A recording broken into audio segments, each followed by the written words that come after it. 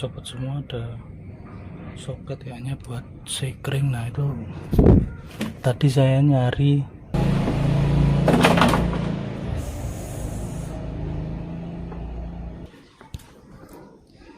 berarti seharusnya nggak usah bongkar ini ya, ini salah. Terus Assalamualaikum warahmatullahi wabarakatuh. Gimana kabarnya teman-teman? Semoga sehat selalu ya. Jadi pada kesempatan kali ini saya mau iseng-iseng ganti sok belakang Alfa N3 Next Gen ini ya. Jadi setelah 2 bulan pemakaian ini, menurut saya adaptasinya sih enak, nggak terlalu jauh sama Matic yang sebelumnya, kayak Vario gitu, nggak terlalu jauh. Cuman menurut saya shocknya itu buat sendiri cukup keras ya, tapi buat boncengan itu kok agak empuk tapi mentok, sering mentok kayak gitu. Nah ini nanti shock yang mau coba kita pasang, Red It Hyperloop ya. Kemarin saya dapat di marketplace pas diskon, jadi mungkin teman-teman bisa cek juga. Tapi buat harga bisa ya tergantung dari voucher diskonnya masing-masing ya. Paling sedikit review aja ya buat penggunaannya juga. Posisi riding ini cukup enak ya, sama buat saya yang tingginya 165 cukup enak, kaki juga nggak jinjit.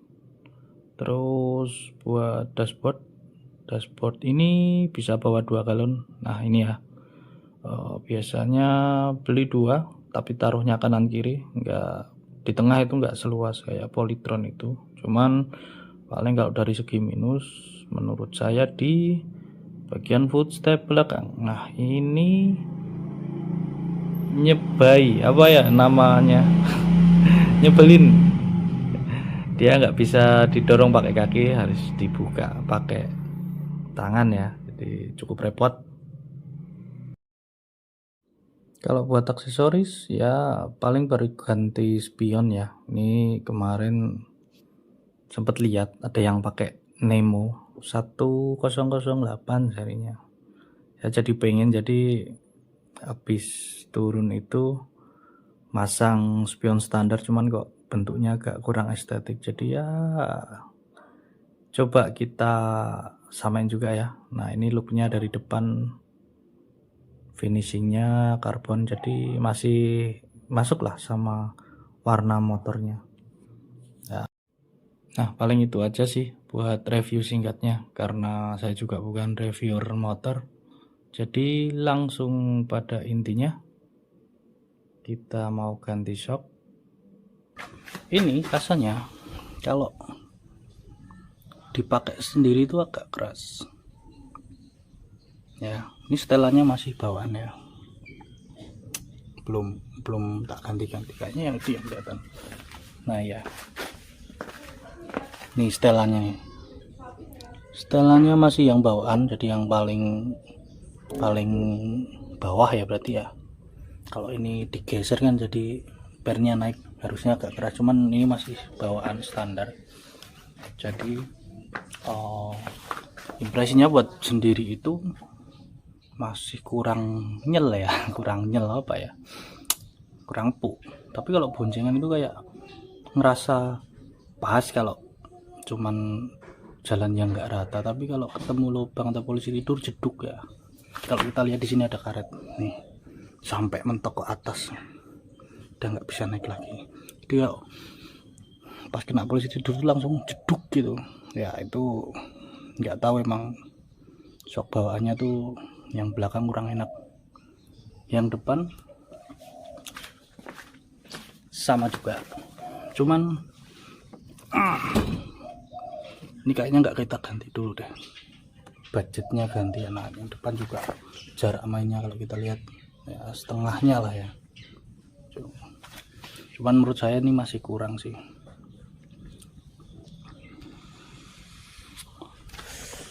Ya, terus kita mau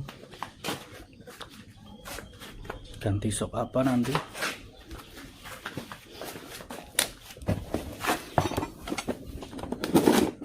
Kemarin saya udah beli sok ini ya, tapi kita nggak mau review sok juga, cuma mau nge-spill gimana sih cara bongkar sama pasangnya. Ini saya pakai Ride It Hyperloop tabung ya, klik fungsi semua, ada dua, ini ada preload, rebound, sama kompresi. Ini kemarin tak coba fungsi semua sih, cuman kenapa kemarin kok milih Hyperloop ini ya, pertama jelas budget ya. Kemarin sebenarnya sempat mau ambil GP277 tapi sempat di cancel, sempat cari-cari yang lain juga, akhirnya ketemu ini ya, sesuai budget lah ya. Kemarin dapat 1,2 juta ya. Kalau mau pengennya sih ya pengen KTC Onyx ya, cuman nanti kalau di mendang-mendingin kita bisa bablas ke Ohlins nanti. Ya ini ya, kita spill dulu ya, kita nggak banyak mau review shocknya, jadi langsung kita ganti aja. Kalau buat baut-baut yang tools ya, mungkin ya tools yang dipakai nanti, ini Obeng Plus, ada Obeng Plus. Ini kunci 10 atau 12 ya, kunci T, nanti kita pakai kunci T sama kunci L. Kunci L masih punya, terus bautnya ini kayaknya kunci pas 14 mungkin ya, 14-12, cuman nanti belum tahu kita cara bukanya yang apa, ada baut lain di sini atau enggak. Harusnya di sini ada baut, harusnya di sini sih ada sih ya, nanti ngancing, cuman kita lihat aja nanti. Pak perlu buka yang di bagian sini, kita perlu buka enggak, belum pernah nyoba soalnya. Oke, langsung aja kita ganti soknya.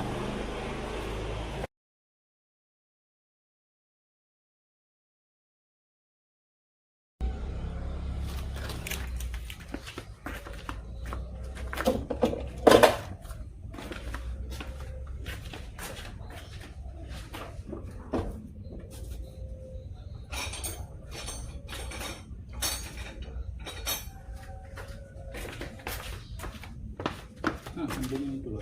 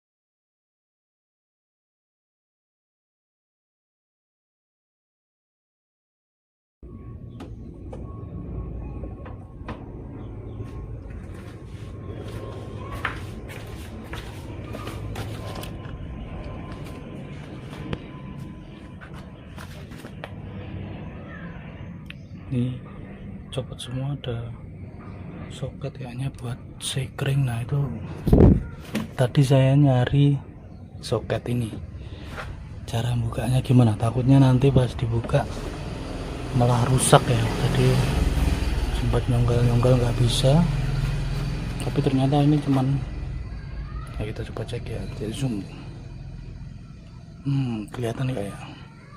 Nah ini ada kancing nih, berarti harusnya cuman didorong sih dia.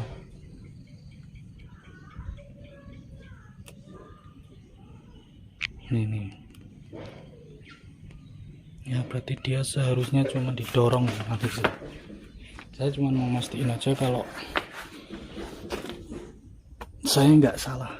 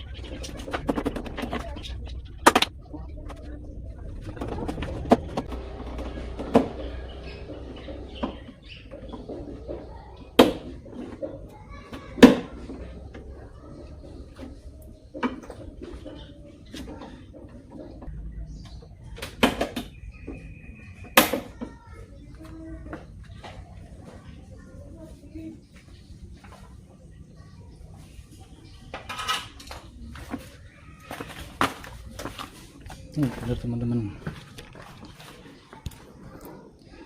berarti seharusnya nggak usah bongkar ini ya, ini salah. Terus yang dicopot itu aja 2 baut, jadi yang sini udah copot semua. Dia nyopot 1, 2, 3, 4, 5, 6 sama yang sana. Terus ditarik mundur aja, glek gitu harusnya bisa. Ini kalau udah bisa tarik mundur, yang atas mau tak tutup dulu.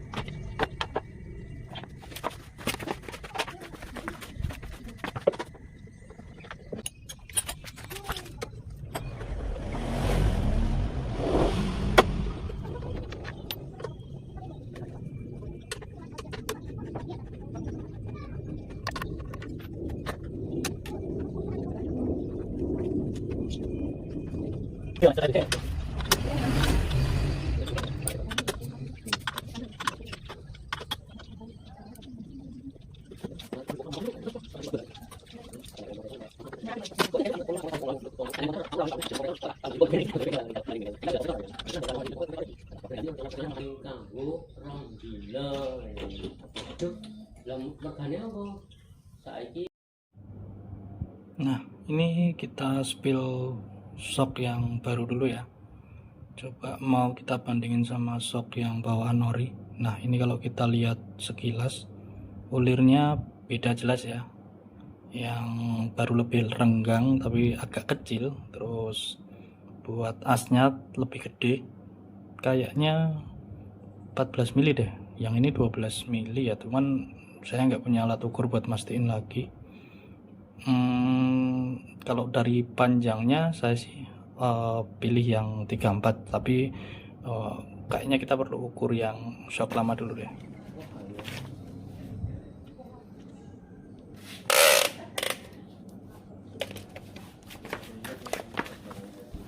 Nah ini kita coba pakai meteran ya.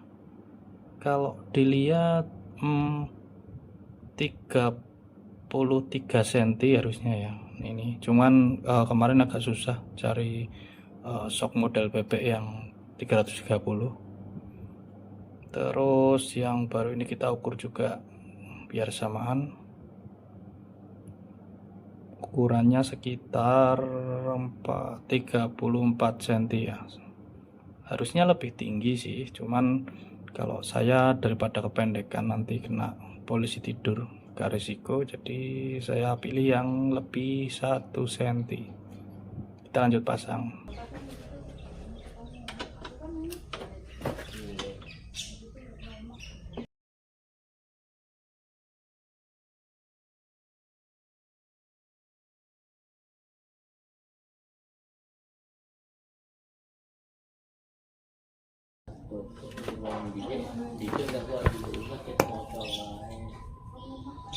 Mondok meneh rong dina apa telung dina ya apa ayo kuwi anu ketoke sih ada anu sama yang kemarin ini cuma tekan Mbak Neneng ya pas barangmu orang misalkan dek tekan kene nek ngopo-ngopo tak urung mantenan kae lero duwe nang rumah sakit opo kae.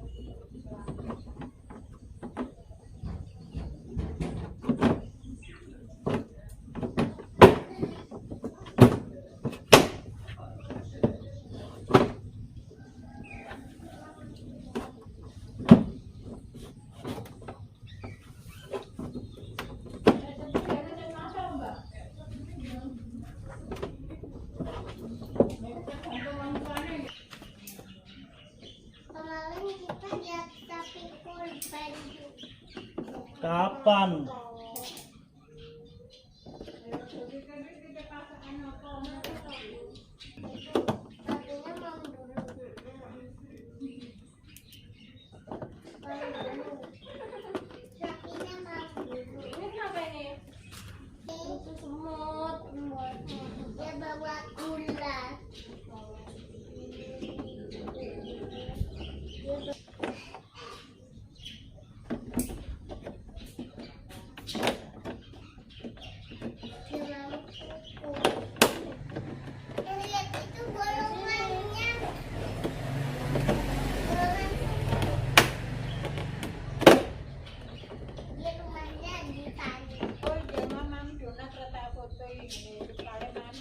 botol kirim ke.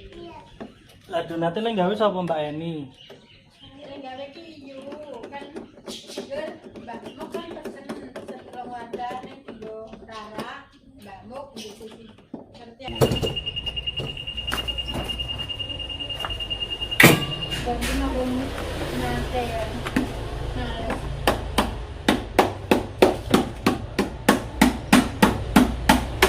apa yang kita Allah.